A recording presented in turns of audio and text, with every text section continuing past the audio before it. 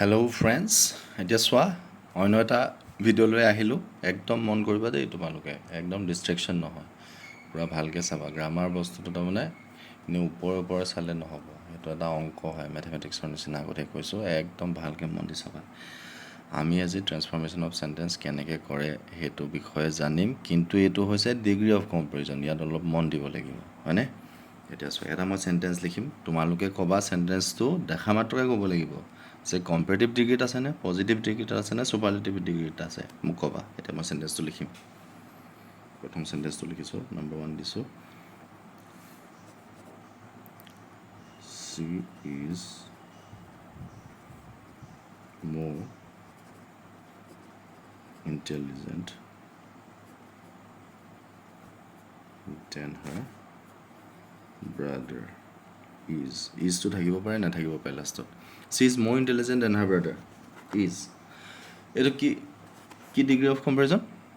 কি যোনে যোনে ভাবিছা এইটো কম্পেৰেটিভ ডিগ্ৰী, দেয়াৰ ৰাইট হৈছে।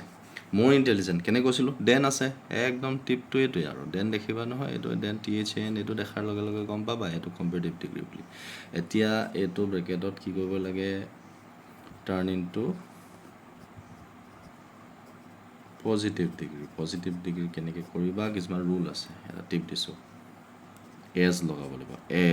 এজে কি বুজায়, সমান, তাইৰ সমান, তাইৰ নিচিনা, এনেকুৱা বুজায়। সমান বা নিচিনা বুজায়, বুজি পালা? সেইটো এতিয়া তুমি কি লিখিবা, এইটো পজিটিভ ডিগ্ৰী কৰিবলৈ আমি এইটো অসমীয়াত বুজিব লাগিব দেই। একদম অসমীয়াত বুজি নাপালে কিন্তু তোমালোকে গ্ৰামাৰ নোৱাৰিবা। সদায় মন কৰিবা প্ৰত্যেকটো শব্দ, মোৰ মানে কি, ইণ্টেলিজেণ্ট মানে কি, দেন মানে কি, ব্ৰাদাৰ মানে কি, চব জানিব লাগিব, হয় নাই? এতিয়া 11-12 তোমালোকে জানিবই লাগিব, হয়নে? গতিকে she is more intelligent than her brother, অৰ্থটো কি অসমীয়াত কোৱা? তাই নিজৰ ভাইটিৰ সমান বা ভায়েকৰ সমান বা ককায়েকৰ সমান কি নহয়, হয়নে নহয়? ইণ্টেলিজেণ্ট হয়নে নহয়, কোৱাচোন? মোৰ ইণ্টেলিজেণ্ট হয়, তাৰমানে বেছি ইণ্টেলিজেণ্ট, কম ইণ্টেলিজেণ্ট নহয়। নিজৰ ভায়েকতকৈ তাই বেছি জানে, বেছি ইণ্টেলিজেণ্ট, বেছি বুদ্ধিয়ক, বেছি স্মাৰ্ট, বুজি পালা? মোৰ ইণ্টেলিজেণ্ট হ'ল। এতিয়াতো পজিটিভ ডিগ্ৰী কেনেকৈ কৰিবা, আমি প্ৰথম টিপটো হৈ গ'ল, আকৌ কৈছোঁ যে এই দেনটো আঁতৰাব লাগিব। কেনেকৈ আঁতৰাবা, এজ লগাব লাগিব। বা আৰু এটা আছে চ', এইটো সমান বা নিচিনা বুজায়। যেনেকৈ এতিয়া তুমি ক'ব লাগিব যে, কি ক'ব লাগিব, তাইৰ ভায়েক তাইৰ সমান ইণ্টেলিজেণ্ট নহয়। যদি তুমি কৈ দিয়া তাইৰ ভায়েক তাইৰ সমান ইণ্টেলিজেণ্ট নহয়, তেতিয়া অৰ্থ ওলাব নে নোলায়, ভাবাচোন? অৰ্থ কিন্তু সলনি কৰিব নোৱাৰা। সদায় কি কৰিছে, আৰু এটা টিপ হৈ গ'ল যে কেতিয়াও মিনিং চেঞ্জ নহয়, মিনিং একে থাকিব, আৰু টাইম চেঞ্জ নহয়, টেন্স চেঞ্জ নহয়, মানে বুজি পালা? টাইমটো চেঞ্জ নহয়, আৰু কি চেঞ্জ নহয়, তাৰ ষ্ট্ৰাকচাৰটো, বেছিক ষ্ট্ৰাকচাৰটো একে থাকিব। এতিয়া চোৱা, এই হাৰ ব্ৰাদাৰটো আগত কওঁ, তাইৰ ভায়েক মানে তাইৰ সমান ইণ্টেলিজেণ্ট নহয় বুলি ক'বলৈ কি ক'ব লাগিব, হাৰ ব্ৰাদাৰ কি ইজ নট এজ ইণ্টেলিজেণ্ট বা not so' intelligent as she is. হ'ল নাই এইটো পজিটিভ ডিগ্ৰী? ভালকৈ চোৱাচোন হ'ল দেই। এইটো পজিটিভ ডিগ্ৰী আমি কৰি দিলোঁ, বুজি পালা? এতিয়া বেলেগ এটা টাইপৰ চাওঁ, ভেৰি ফিউ লগা এটা চাওঁ দেই। বেলেগ এটা ষ্ট্ৰাকচাৰ চাওঁ, ভেৰি ফিউ ৰাইটাৰ্ছ মানে কি অসমীয়াত পটককৈ কোৱা, লেখক হৈছে। Very few writers in India কি are as famous as R.K. Narayan. Narayana নহয়, নাৰায়ণ মানে R.K. নাৰায়ণ বুলি এজন ৱেল ন'ন ৰাইটাৰ আছে, ইণ্ডিয়াৰ আছিলে, হয়নে? গতিকে R.K. নাৰায়ণৰ সমান তাৰমানে কি, তাৰমানে ইয়াৰ অৰ্থটো মই ডাইৰেক্টলি অনুবাদ কৰি দিম।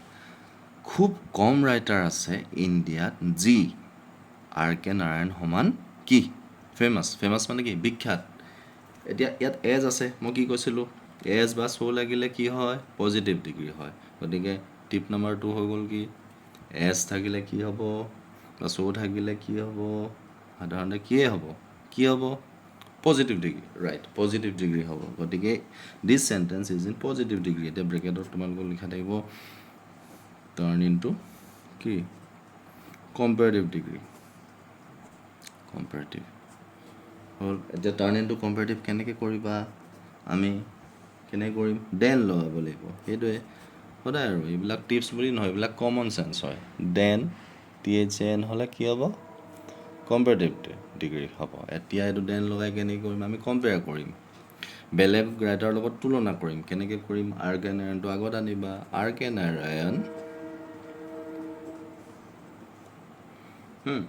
ইজ মোৰ ফেমাছ বুলি ক'ব লাগিব মোৰ ফেমাছ কাৰণ ফেমাছৰ ডিগ্ৰীটো কি ফেমাছৰ কম্পেৰেটিভ ডিগ্ৰী ফেমাছাৰ নি নহয় মোৰ ফেমাছ হয়নে ইয়াত যেনেকৈ আমি মোৰ ইণ্টেলিজেণ্টটো অকল ইণ্টেলিজেণ্ট কৰিছোঁ মোৰ ইণ্টেলিজেণ্ট হৈছে এইটো ইণ্টেলিজেণ্ট পজিটিভ ডিগ্ৰী এইটো কম্পেৰেটিভ ডিগ্ৰীত আছিলে হয়নে এতিয়া R K Narayan is more famous কৈ দিলে তাৰপিছত কি ফ'ল' হ'ব দেন হ'ল এইখিনিলৈকে পাৰিলা এতিয়া আমি কম্পেয়াৰ কৰিম কিহৰ লগত ৰাইটাৰ্ছৰ লগত অন্য ৰাইটাৰৰ লগত অন্য লেখকৰ লগত মানে কি লিখিবা R K Narayan is more famous than most of the Indian writers এইটো এনেকৈ লিখিলেও হ'ব যে R K Narayan is more famous than most Indian writers বুলি ক'লেও হ'ব most of the Indian writers বুলি ক'লেও হ'ব then most writers in India বুলি ক'লেও ভুল নহয় তোমালোকে খালি ইয়াত কি দেনটো লাগিব আৰু ফেমাছটো মোৰ ফেমাছ কৰিব লাগিব বুজি পালানে গতিকে এইটো কি হৈ গ'ল কম্পেৰেটিভ ডিগ্ৰী হৈ গ'ল ঠিক আছে এতিয়া আমি এইটো কি কৰিম একেটা চেণ্টেন্সকে যদি আমি লিখা থাকে টাৰ্ণ ইনটু ছুপাৰলেটিভ মানে কি একদম এক্সট্ৰিম আৰু একদম তাৰ ওপৰত নাই কোনো টাৰ্ণ ইনটু ছুপাৰলেটিভ এতিয়া ছুপাৰলেটিভত কি হ'ব ফেমাছ মোৰ ফেমাছ দেন কি আহিব most famous আটাইতকৈ ফেমাছ কিন্তু অৰ্থটো তুমি চেঞ্জ কৰিব নোৱাৰা মন কৰিবা কি কৰিবা আৰ কে নাৰায়ণ কি হ'ব is one of the most famous writers in India বুজি পালানে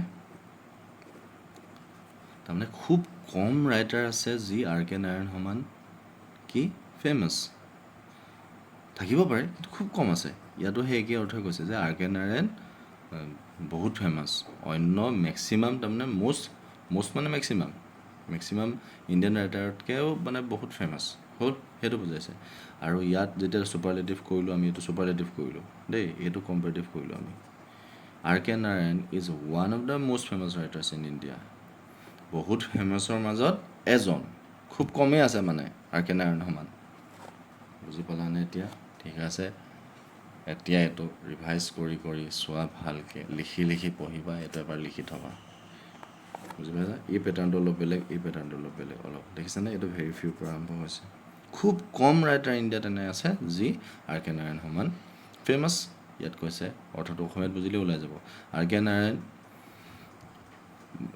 মানে বহুত ইণ্ডিয়ান ৰাইটাৰতকৈ বেছি ফেমাছ সেইটো কম্পেয়াৰ কৰি দিলা তুমি দেন লগাই এতিয়া এইটো মষ্ট ফেমাছ কৰিব লাগিব মষ্ট ফেমাছ কেনেকৈ কৰিবা যে আৰ কে নাৰায়ণ এক ফেমাছ বহুত ৰাইটাৰৰ মাজত এজন বহুত ফেমাছ লেখকৰ মাজত কি হয় ইণ্ডিয়াৰ এজন হয় অৰ্থ চেঞ্জ হৈছে নেকি নাই হোৱা গতিকে এনেকৈ মনত ৰাখিবা দেই ঠিক আছে বাই বাই